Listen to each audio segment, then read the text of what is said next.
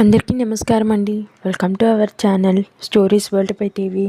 ఇవాళ నేను మీకు వినిపించబోయే కథ అమ్మా నాకు ఈ పెళ్ళి ఇష్టం లేదు. మరి ఆ కథలోకి వెళ్దాం రండి. అమ్మా నాకు ఈ పెళ్ళి ఇష్టం లేదు. ఊర్మిళ మాటలకు కాత్యాయిని తుల్లిపడింది.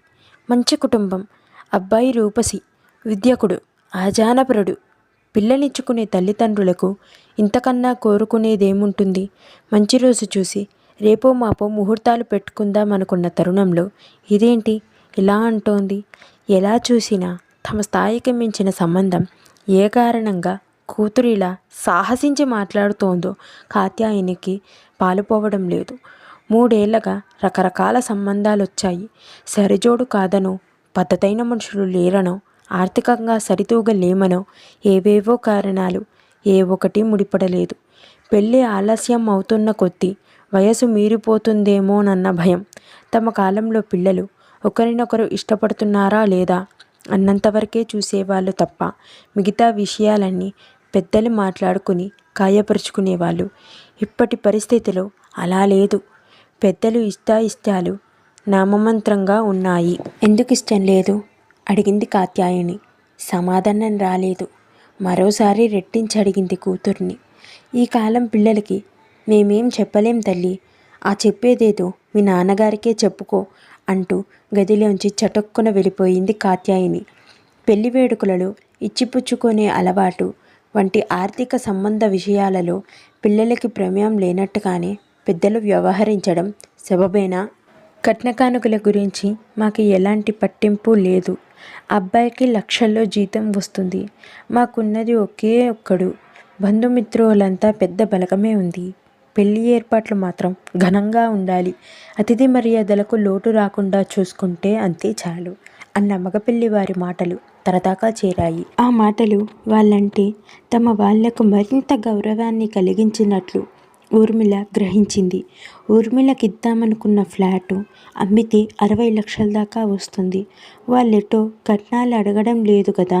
వచ్చిన డబ్బుతో ఘనంగా పెళ్లి జరిపించేసి మిగిలిందేదో బంగారం కొని పిల్ల ఒంటి మీద వేస్తే సరిపోతుంది అంటూ సులువుగా సమస్యను తేల్చేశాడు తండ్రి. ఆ ప్రస్తావన వింటేనే తన మనసులో ఒక్కసారిగా రేణుకక్క మెదిలింది.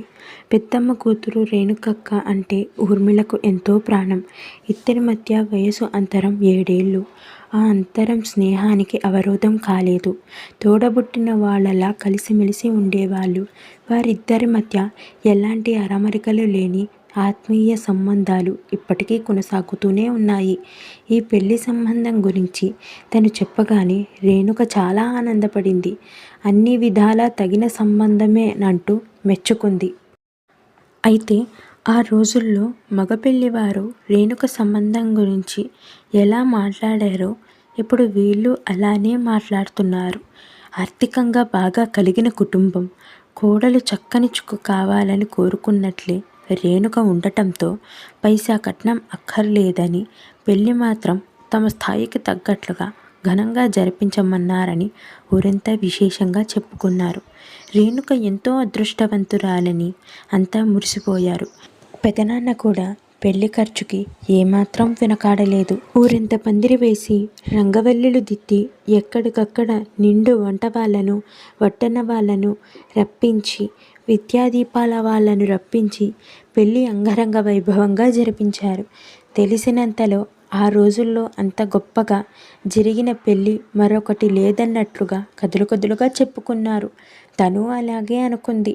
పెళ్లి ఖర్చుల కోసం రేణుకకు పసుపు కుంకాల కింద ఇద్దామనుకున్న 2 రకాల మామిడి తోటను అమ్మేశారు. పెళ్ళైన 2 ఏళ్ల తర్వాత పండంటి బిడ్డకు తల్లయింది రేణుక. మధ్యలో ఒకసారి బంధువుల పెళ్లిలో కలవటమే. పెళ్లికి ముందంటి పండగనో పేరంటమునో ఏదో ఒక వంకతో తను వెళ్ళి 2-3 రోజులు ఉండి సరదాగా గడిపి వస్తూ ఉండేది. బారసాలని కబురు చేస్తే తల్లితో కలిసి తను వెళ్ళింది. అమ్మతనం మాతృభవించిన రేణుక బొత్తుగా కూడా అనిపించింది. పాలిచ్చే తల్లి పుష్టిగా ఉండాలి కదే అంటూ తన ఆకారాన్ని తనే నవ్వుతో కమెంట్ చేసింది. బంగారంతో చేసిన బ్రాస్లెట్ పిల్లాడి చేతికి తగిలించి తనను ముద్దులాడసాగింది ఊర్మిళ. ఏం ఉద్యోగం చేసి సంపాదించి తెచ్చావు ఊర్మిళ అంటూ హాస్యమాడింది. ఈ మాత్రం దానికి ఉద్యోగం చెయ్యాలా అక్క అంటూ అంది ఊర్మిళ. చూడు ఊర్మిళ, ఇప్పుడంటే తల్లిచాటి పిల్లవి, రేపు ఒక ఇంటికి కోడలివయ్యాక తెలుస్తుంది మన ఇష్టాలకున్న హద్దులేంటో అన్న రేణుక మాటల వెనుక ఏదో నిర్గుడార్థం ఉందేమోనన్న అనుమానం కలిగింది. ఆ తర్వాత కొద్ది నెలలకి రేణుక తమ్ముడు పండుకి పెళ్లి కుదిరింది. రేణుక పిల్లాన్ని తీసుకుని వారం రోజుల ముందే వచ్చింది. తను 2 రోజుల ముందే పెళ్లికి వెళ్ళింది. రేణుక ముఖంలో ఏదో దిగులు, ఒకప్పటి చురుకుతనం కనిపించలేదు. ఒంట్లో బాగుండడం లేదేమో అనుకుంది. పెళ్లికి రేణుక భర్త, అత్తారింటి వారు ఒక్కరూ రాకపోవడంతో చాటుమాటుగా నలుగురు గుసగుసలాడుకున్నారు. అక్క, బావగారు రాలేదేంటి అంటూ ఉండబట్టలేక అడిగేసింది తను. ఏం చెప్పను మీ బావగారి గురించి, ఆయన బిజీ కదా, బిజినెస్లు, టూర్లు ఇవన్నీ ఉంటాయి ఆయనకి, కట్టేసి తీసుకురాలేనుగా అంటూ నవ్వుతూ పలికింది. పెళ్ళయ్యాక కూడా 8 నెలలు రేణుక పుట్టింట్లోనే ఉండిపోయిందని తెలిసి రకరకాల అనుమానాలు పొడిచాయి. భార్యాభర్తలు ఏదో గొడవ పడ్డారన్న విషయం చూచాయిగా బయటకు పాకింది. ఊర్మిళ బొట్టు, కాటుక, పౌడర్, కర్చీఫ్ ఇలా మనకి ఆడవాళ్లకు ఏవేవో వస్తువులు కావాలి. అవన్నిటికీ భర్తల మీద ఆధారపడే దుస్థితి ఉండకూడదు. అతని స్థితిగతులతో సంబంధం లేకుండా మనకంటూ ఒక ఆర్థికపరమైన సపోర్ట్ ఉండాల్సిందే. అది ఉద్యోగం కావచ్చు, ఆస్తి కావచ్చు. అంతేకాని ప్రతి చిన్న అవసరానికి భర్త దగ్గర చెయ్యి చాపాల్సి వస్తే విలువ ఉండదు, చులకనగా చూస్తారు.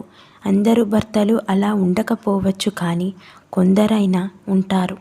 ఆ కొందరిలో మనం ఉండటం అని గ్యారంటీ ఏమిటి? మన వాళ్ళు నా పెళ్ళి ఘనంగా చేశామనుకొని సంబరపడ్డారే కానీ నన్ను అప్పగింతలు ఉట్టి చేతులతో పంపిస్తున్నామే అనే ఆలోచన వాళ్ళకి కలగలేదు చూడు, అది అంటూ మౌనం వహించిన రేణుక మాటలను బట్టి ఊర్మిళకు సోహం విషయం అర్థమైపోయింది. రేణుక కాపురాన్ని దృష్టిలో పెట్టుకుని తండ్రితో ఇలా పలికింది ఊర్మిళ. నాన్న, నాకు ఈ పెళ్ళి ఇష్టం లేదు.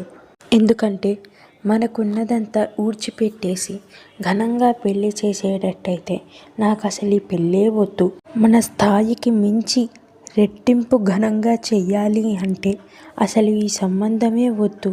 మనము మన స్థాయికి తగ్గట్టు ఘనంగా, అంగరంగ వైభవంగా, మన స్తోమతకు తగ్గట్టు చేసుకునే సంబంధం తెచ్చుకోవడం మేలు అంటూ తను చెప్పింది పూర్తయింది అన్నట్టుగా తన గదిలోకి వెళ్ళిపోయింది ఊర్మిళ. తన కూతురు మాటలకు నిర్ఘాంతపోయిన ఆ తల్లిదండ్రులు సరైన నిర్ణయం తీసుకుంది అని మళ్ళీ మెచ్చుకోదగ్గారు. ఇంతటితో ఈ కథ సమాప్తం. ఈ కథ కనుక మీకు నచ్చినట్లయితే లైక్ చేయండి, షేర్ చేయండి, కామెంట్ చేయండి. మరిన్ని కథల కోసం మన ఛానల్ని సబ్స్క్రైబ్ చేసుకోవడం మర్చిపోకండి. Thank you for watching.